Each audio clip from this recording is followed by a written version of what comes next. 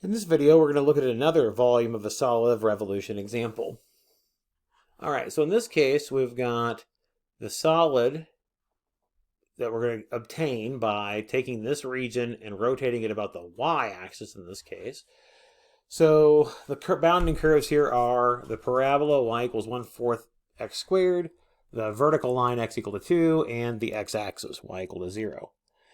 In this example, however, we're going to rotate about the y-axis rather than the x-axis.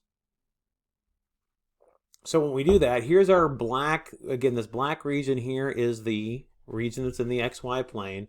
The green axis here is our y-axis, and we're going to spin this way.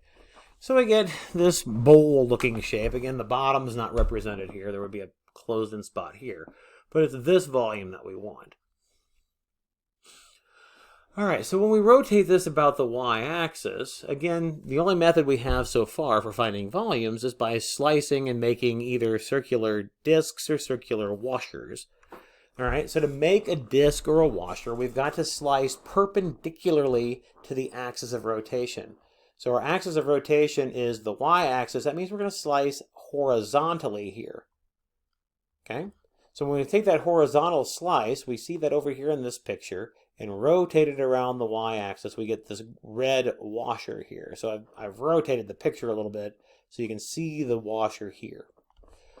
All right, so when we find the volume of a washer, I need to find the area of the face and then times the delta x. Well, the area of the face here is going to be the difference of areas of two circles. I've got a big circle and a small circle. So I need a big radius and I need a small radius. All right, so where does the radius come from? Well, here's your axis of rotation, and then here's the region. So if I want the small radius, we're going to go from the axis of rotation to this curve. So the curve will be the parabola that we're going to hit. When we want the big radius, we're going to go from this axis of rotation to this curve. Well, that's just the vertical line. All right.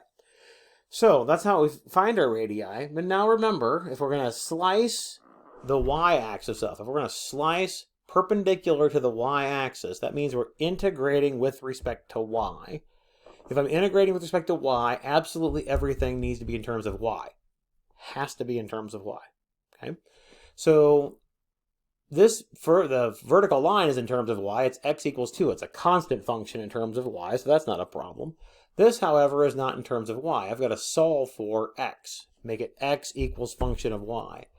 Multiply by 4, take the square root, we get 2 root y. All right, so our large radius will be the 2. So we'll do 2 squared, because we want the area of the big circle, so it's 2 squared. And then subtract off the volume of the smaller piece. So our smaller radius is 2 root y, so we'll do 2 root y squared. Simplify, pull the constant out in front. We're going to integrate from 0 to 1 of 4 minus 4y dy. The 1 here for our upper limit of integration is coming from this point of intersection, but we're integrating with respect to y. So notice it's not a 2. That's the x value.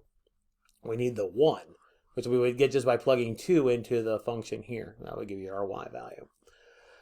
Find an antiderivative, plug in our endpoints, and we get 2 pi as our volume.